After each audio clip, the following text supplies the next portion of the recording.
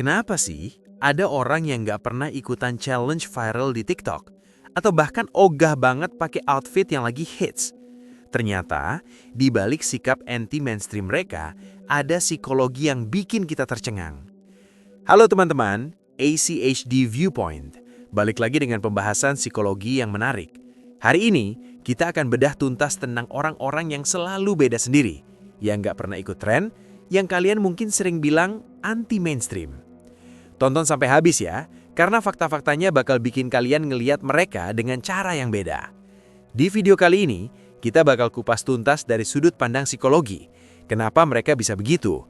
Apa keuntungan dan kerugiannya? Bahkan, kita akan bahas juga apakah sikap ini sehat atau justru berbahaya. Jadi pastikan, kalian nonton sampai akhir supaya nggak ada yang terlewat. Yuk, kita mulai pembahasannya. Fenomena anti-mainstream di era digital. Coba deh kita perhatikan. Di sekitar kita, pasti ada orang yang kayak gini. Waktu semua orang lagi rame ngebahas drakor terbaru, dia malah nonton film dokumenter. Atau pas lagi viral menu kopi kekinian, dia tetap setia sama kopi hitam Gasa. Menarik kan? Di era sosial media yang serba cepat ini, sikap kayak gini justru makin terlihat menonjol. Fenomena ini sebenarnya bukan hal baru. Tapi dengan adanya TikTok, Instagram, dan platform media sosial lainnya, perbedaan antara yang ikut tren dan yang enggak jadi makin kelihatan jelas. Algoritma media sosial bahkan bikin kita terus-menerus terpapar sama konten viral, jadi orang yang nggak ikutan terlihat kayak alien di tengah keramaian. Yang bikin menarik, jumlah orang yang sadar memilih untuk nggak ikut tren ini justru makin banyak loh. Mereka mulai sadar bahwa nggak semua yang viral itu cocok atau bermanfaat buat mereka. Ini adalah bagian dari gerakan yang lebih besar tentang mindful living dan digital wellness yang lagi berkembang di masyarakat modern kita. Kenapa mereka nggak ikut arus? Pertama-tama kita harus paham dulu nih, orang yang nggak ikut tren bukan berarti mereka sombong atau cuma pengen beda doang. Dalam psikologi, ada istilah namanya non-conformity atau anti-konformitas. Ini adalah kondisi di mana seseorang memilih untuk nggak menyesuaikan diri dengan norma kelompok yang ada di sekitar mereka. Menariknya, perilaku ini justru menunjukkan tingkat kemandirian psikologis yang tinggi. Mereka punya apa yang disebut self-determination theory. Teori ini menjelaskan bahwa seseorang punya motivasi intrinsik untuk mengendalikan hidupnya sendiri tanpa terlalu dipengaruhi tekanan sosial atau validasi dari luar. Bayangin aja, saat semua orang lagi heboh sama skincare Korea yang harganya jutaan, mereka tetap setia sama rutinitas yang udah cocok di kulit mereka. Atau saat TikTok lagi rame dengan dance challenge tertentu, mereka malah asik dengan hobi mereka sendiri. Ini bukan karena mereka ngerasa lebih baik dari orang lain, tapi mereka udah nemu kenyamanan dalam pilihan pribadi. Ternyata mereka lebih autentik. Nah, ini yang mengejutkan. Penelitian dalam psikologi menunjukkan bahwa orang yang nggak ikut tren justru memiliki tingkat autentisitas yang lebih tinggi. Maksudnya gimana? Jadi mereka lebih jujur sama diri sendiri. Mereka nggak melakukan sesuatu karena takut dikucilkan atau pingin dibilang keren. Menurut self-determination theory, ada 3 kebutuhan dasar psikologis manusia: otonomi, kompetensi, dan keterkaitan. Orang anti-mainstream ini unggul banget di aspek otonomi. Mereka merasa bebas mengontrol hidupnya sendiri dan mengambil keputusan berdasarkan nilai pribadi, bukan karena ikut-ikutan. Di era sosial media yang serba cepat ini, sikap autentik mereka jadi sangat berharga. Mereka nggak gampang terpengaruh dengan konten viral yang sebenarnya nggak sejalan dengan nilai hidup mereka. Mereka lebih memilih untuk fokus pada pertumbuhan pribadi yang benar-benar bermakna, bukan sekedar tampil kekinian di media sosial. Autentisitas ini juga bikin mereka punya kesehatan mental yang lebih baik loh.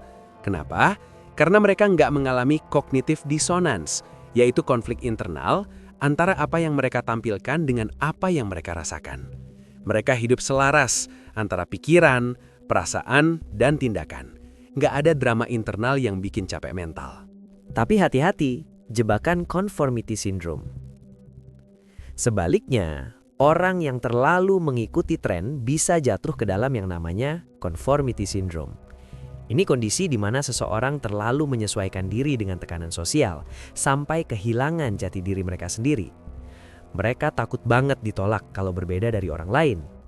Bahayanya, conformity syndrome ini bisa bikin seseorang kehilangan kemampuan berpikir kritis, mengabaikan keinginan pribadi, dan akhirnya mengalami stres karena selalu berusaha memenuhi ekspektasi orang lain. Kalau dibiarkan terus, bisa berujung pada masalah kesehatan mental seperti depresi. Contohnya gini, ada orang yang rela ngutang atau beli barang mahal padahal nggak butuh cuma karena takut dibilang nggak gaul. Atau ada yang maksa ikutan hobi tertentu padahal nggak suka cuma karena teman-temannya pada ngikutin. Ini yang bahaya, karena lama-lama mereka kehilangan identitas asli mereka sendiri. Lebih parah lagi, sindrom ini bisa bikin seseorang jadi people pleaser yang ekstrim. Mereka selalu berusaha bikin orang lain senang, tapi justru mengabaikan kebutuhan dan keinginan diri sendiri. Akibatnya, burnout, kelelahan emosional, dan perasaan hampa meskipun dari luar terlihat sukses dan keren. Ciri psikologis mereka yang anti-mainstream. Orang yang nggak ikut tren biasanya punya beberapa ciri khas. Pertama, mereka punya hasrat eksplorasi yang tinggi. Mereka suka menemukan hal-hal baru sebelum jadi populer. Kedua, mereka punya kepercayaan diri yang kuat dan nggak butuh validasi dari orang lain untuk merasa berharga. Ketiga, mereka cenderung lebih fokus dan punya rentang perhatian yang lebih baik karena nggak terganggu dengan tren yang berganti-ganti cepat. Keempat, mereka punya hubungan yang lebih dalam dan bermakna karena mereka memilih lingkaran sosial berdasarkan nilai yang sama, bukan sekedar ikut-ikutan. Yang menarik lagi, mereka juga punya kemampuan berpikir kritis yang lebih tajam. Mereka selalu bertanya, kenapa sebelum melakukan sesuatu? Misalnya, kenapa harus ikut challenge ini? Apakah ini bermanfaat buat saya? Apakah ini sesuai dengan nilai hidup saya? Jadi keputusan mereka lebih matang dan terukur. Kelima, mereka juga cenderung punya emotional intelligence yang tinggi. Mereka paham betul apa yang mereka rasakan dan gak mudah terbawa emosi kolektif. Kalau semua orang lagi panik atau euforia sama sesuatu, mereka bisa tetap tenang dan objektif dalam menilai situasi tersebut. Bukan berarti selalu positif.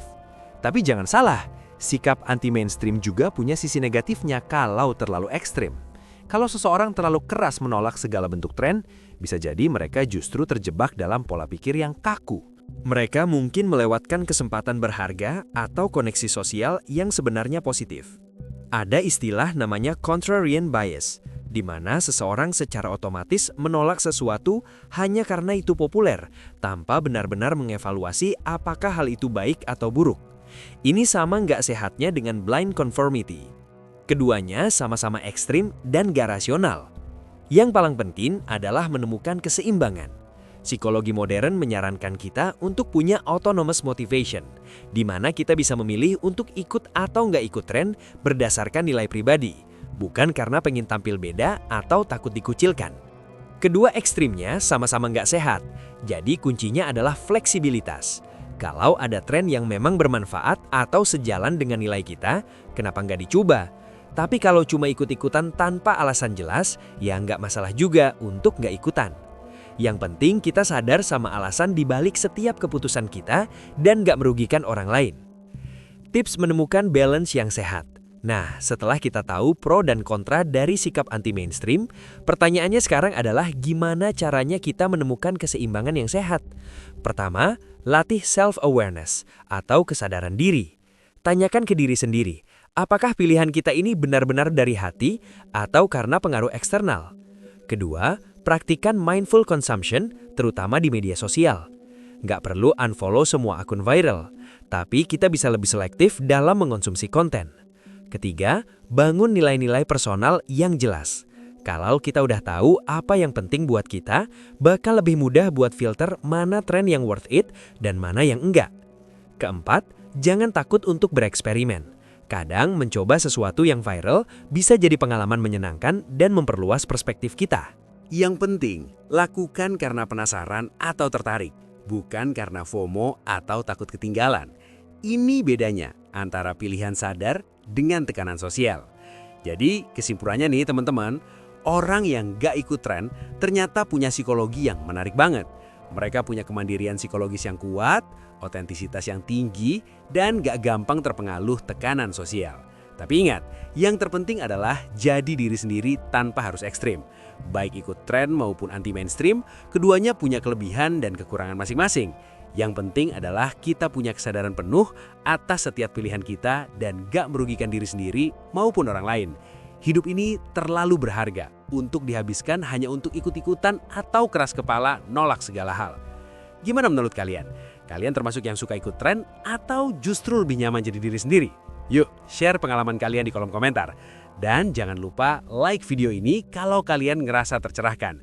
Terima kasih sudah meluangkan waktu untuk menonton video ini sampai selesai. Semoga apa yang kami sampaikan bisa memberikan manfaat, sudut pandang baru, atau setidaknya menjadi bahan renungan untuk Anda.